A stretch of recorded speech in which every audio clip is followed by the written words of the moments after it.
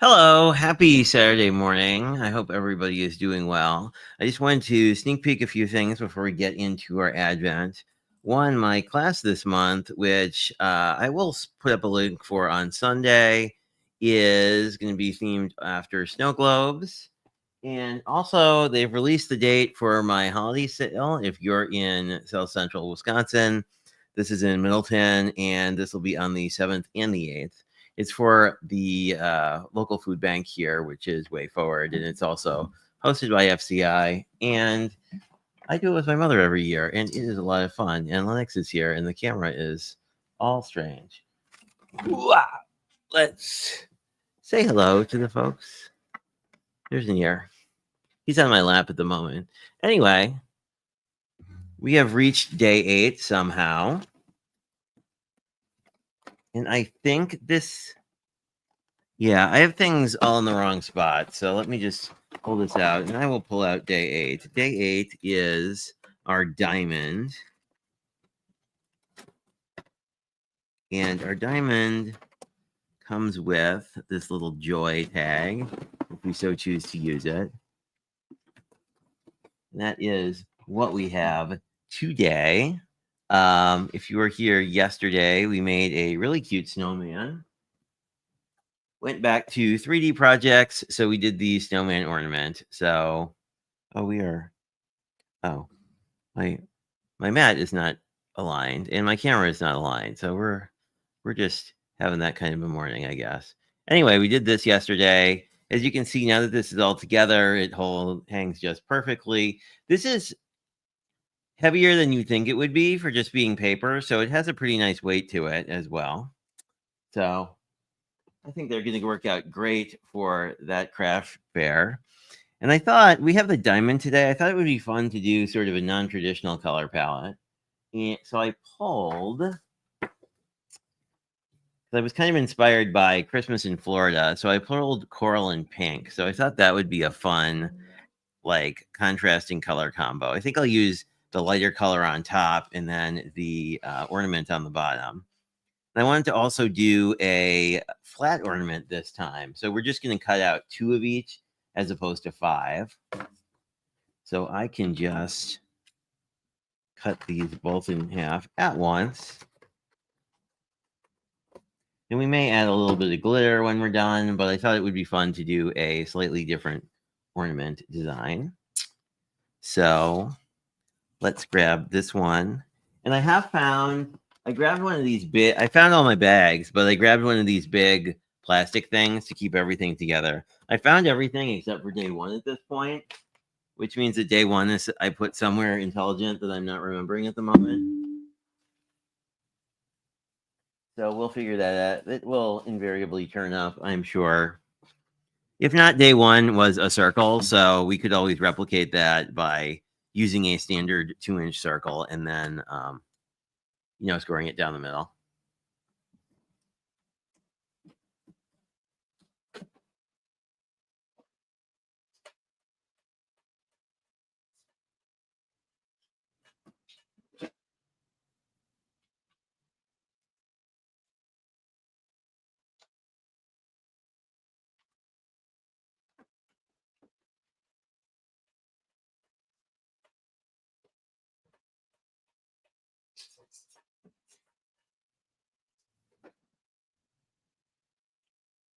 I think these would also look really nice as like a honeycomb ornament, because you'd have like this piece rotated, so it would be a very diamondy kind of. It would look very gem-like. We may have to try that. So I have my 2 base pieces cut out. I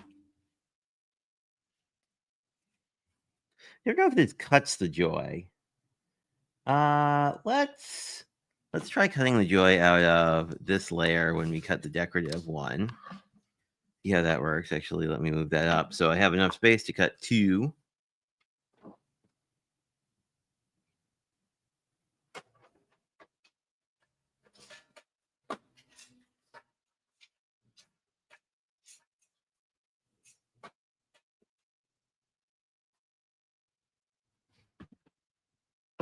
There we are. So let's see if the joy cuts out. I'm curious if it's an emboss layer or if it fully cuts out. No, the little piece fully cuts out, certainly. I hope I think it's an emboss layer. Yeah. So you could use a paste in here to kind of bring this out. Or you could, just use, I wonder if we could use like I'm spacing on the name of them. Not a gel, a glaze pen. And then this comes out just like before. Only one to poke out, but this is very geometric, which you don't see a lot. Oh, I like how that looks together. That looks kind of fun. So let us... Now, you can use a pokey tool to poke all these little bits, but I actually like using one of these rake things because it makes life a little bit easier. And let me see if I have a scrap piece I could just use to catch some of these. Oh, we can just use one of these other ones.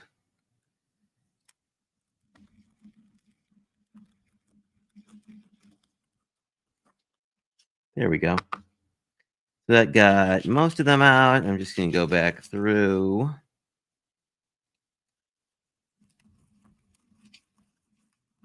But these dies are, these like top layer dies are pretty beefy, so they're not going to bend on at you when you're doing this or anything, which is nice.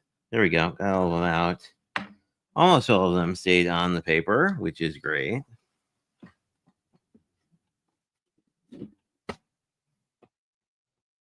I haven't tried it, but you could probably use these layers as a stencil as well. This is 67-pound Michael's cardstock, so that may or may not work well. Let's see. I think I have a glaze pen here. Well, I could be wrong. I know I have one in my writing implement drawer, so let's see if we can't find one.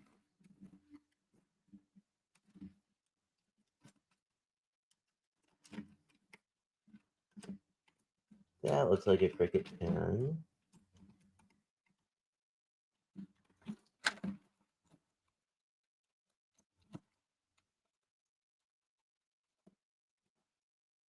Here we go. Here's a gold glitter glaze pen. Let's see if we can't get our joy to be a little more joyous. Sometimes these have a thingy on the end. This one doesn't appear to. Oh, that's writing already.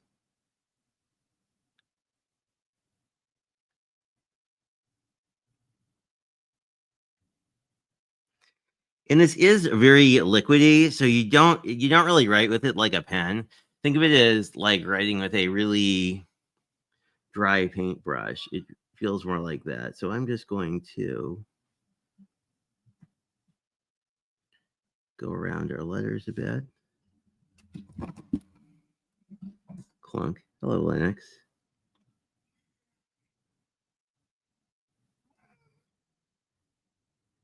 There we go.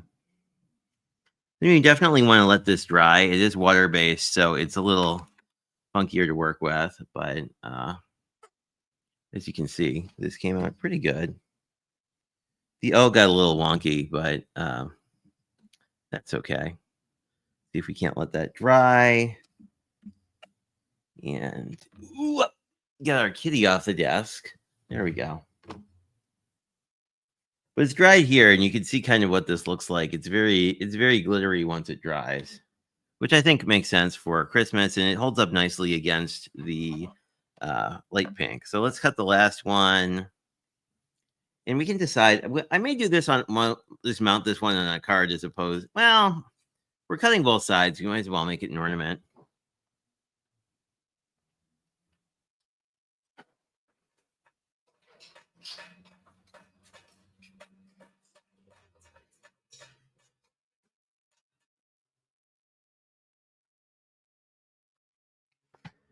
I was thinking we could just do it as a card, but and you can use all of these just as elements on flat cards too, if you want to. If you're more of a card person than a 3D make. There we go. And this one we did perfectly again.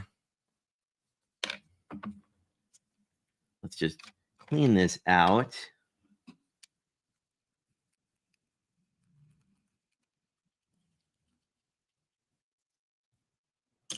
There we go. Just a few left.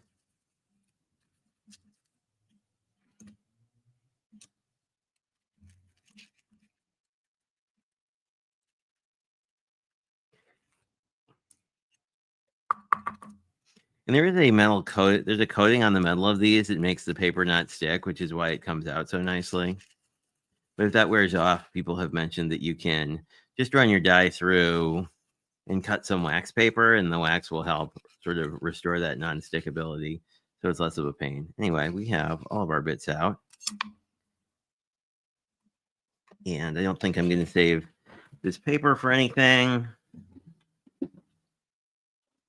I actually just went through and cleared out all my scrap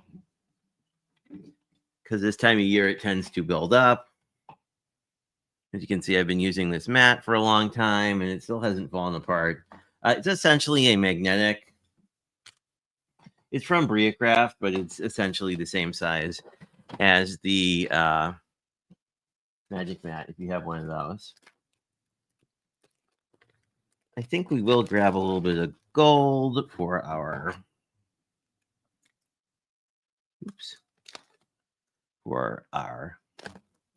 tie, since we were using gold in other places.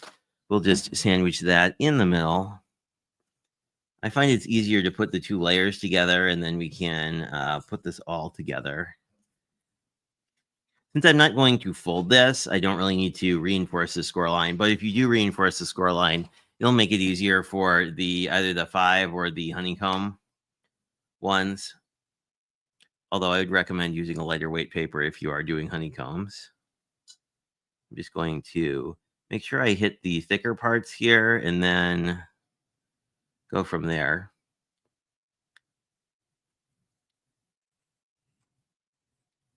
And just sort of dot around. Since none of this is like sparkle paper, glue this time around is going to be less of a thing because it's just going to dry matte, and that's fine. When we're using more of the foil kind of paper, it matters a little bit more. So let me just to not get glue all over my hands. This is a baby wipe we were using yesterday, and there we go. Whoop.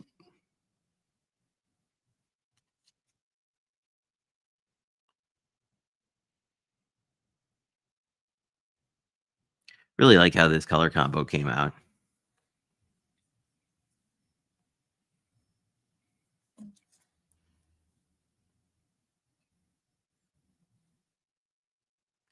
Then bring this back.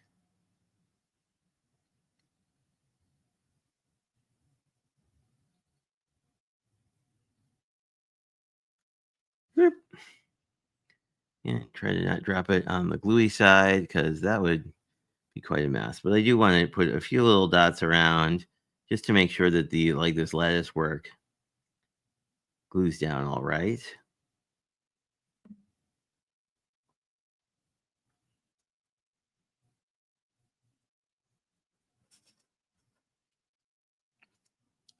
And if you are using any of these, the neat thing is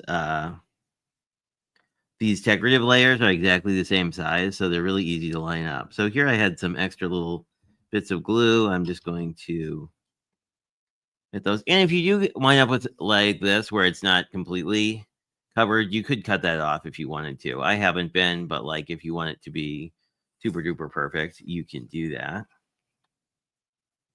And then we're going to just decide. I think we will do it this way. And then what I'm going to do is maybe use this as the top tag and just put it. Ooh, this would look kind of cool. You just put joy on one side, and then we could put our little loop through here. So we could mount this, we could mount this here. That's kind of a neat look. So let's do that. And then I'm gonna still glue the loop down, but I'm going to loop it through here. And what we could do is just leave it a little bit of a loop. like that, perhaps. Yeah, I kind of like that as an idea. So let's do that. It's going to stick glue on the bottom because this tag shouldn't take too much. Not going to be supporting this, obviously, but I think it'll be fun.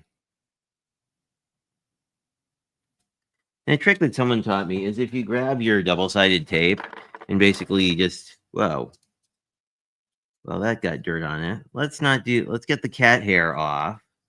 Thanks, cat. Um, no one's going to notice this because it's sandwiched in the middle, but if you just put a little double-sided tape down, it'll make life a lot easier when working with twines and whatnot, because you can just, what I'm going to do, hopefully, is just feed this through the hole we made, and oop,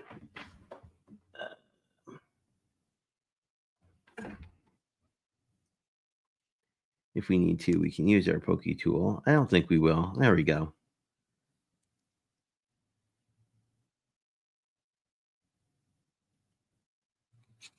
Let me just rewind this because this floss is unwinding a little bit on itself, and I want it to be more together. There we go.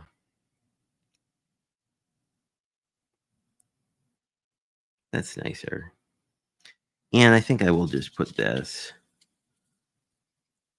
like this right behind it, but in line with the loop. And I'll just use the double-sided tape just to stick this down.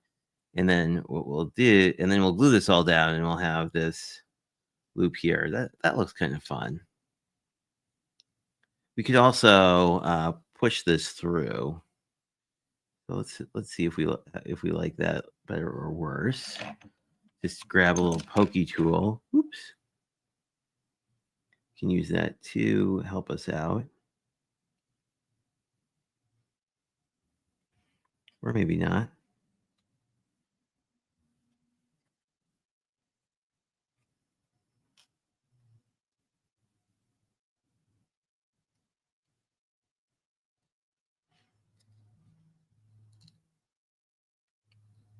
Yeah, that's not helping it. That is sort of unraveling it, which I don't really want. So I think I will just leave this as is. This again kind of unwound on me, so I'm just going to wind it back.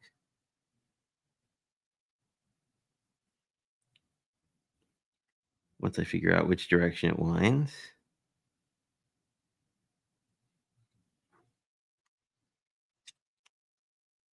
Oops. And we can just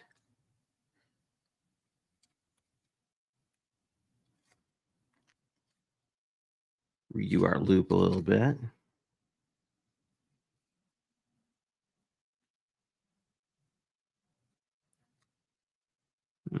This really is coming apart. Let's just recut that.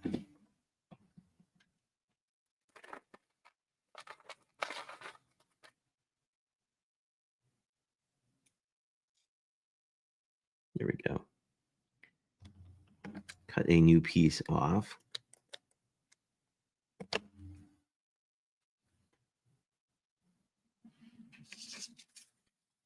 There we go. That's a little bit nice. Yes, that's much nicer. Stick it down.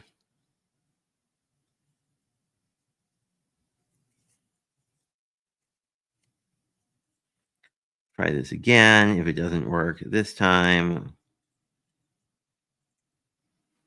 we will just leave it as is, I think. I'm going to take this off camera a little bit. Here's my other pokey tool.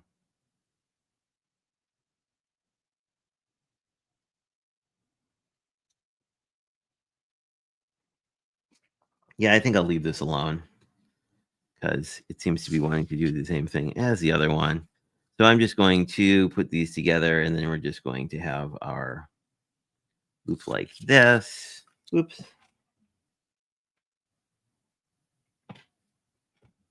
Oh, goodness. Here it is. Like, where did that go?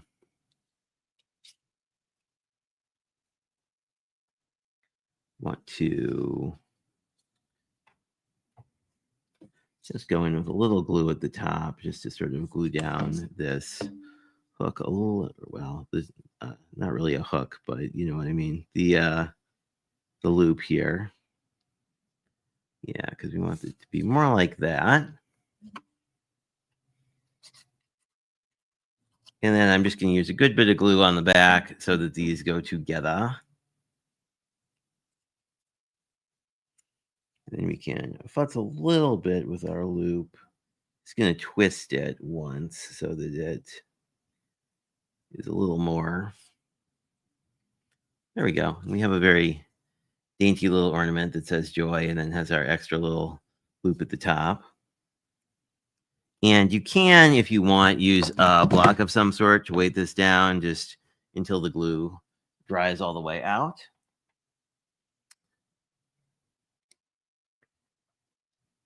And we will have our very simple little Christmas ornament this morning.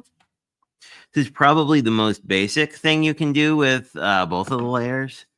And this is pretty much good. So we have our little joy, and this should be enough. You can certainly hook a hook through here or hook this on some sort of a display stand pretty easily.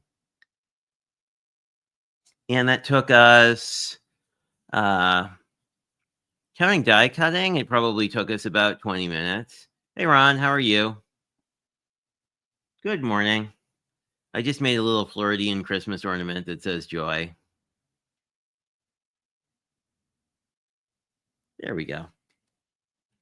And I don't know if you've seen the other ones. We've done a couple. We've done some other ones. I think the snowman is my favorite so far because this like white and iridescent really works well. And I used heavy paper, so this one is pretty sturdy. This was the first one we did. The only thing that's kind of wonky about this is the back of this glitter paper is white, so you occasionally see the white on here. But I mean, if you had this hanging, if this was hanging, you wouldn't really notice that too much. And then we did sort of a old school honeycomb ornament the first time out. So this one used about 20 layers. I think it would be nice to try one with 30. This is just a 2-inch ball, but obviously you can make these whatever size you want. Oops. I'm curious to see how well they sell at my craft fair, but I wanted to do a simpler ornament. And we, in some of our other times, we've basically just mounted these on cards, which you can do as well. And then, like your recipient can basically cut the ornament off the card and use it if they want. But anyway, thanks for swinging by. Yeah, they are. I'm curious. I'm curious to see if people are interested in them at the craft fair. So that is next month. So that will be interesting. And I mean, like if I wind up keeping all of them, I wouldn't be that mad about that because I think it'd be cool to do like like a paper ornament tree. Maybe not a tree, but maybe use like I don't know, something very simple, like more of a either like a white tree or maybe like just a simple stainless steel kind of like metal ornament holder of some sort. I'm sure they must make ornament display stands for mantles and stuff you could use. But anyway, thank you for checking that out. I hope you have a great rest of your day. I'll be back tomorrow, probably fairly early in the morning. I think I did 9 a.m. last Sunday, so we'll be doing day 9 of 12 tomorrow. So that should be pretty fun. As always, it was great seeing everybody. You as well. Have a great one, Ron. Talk to all you all tomorrow.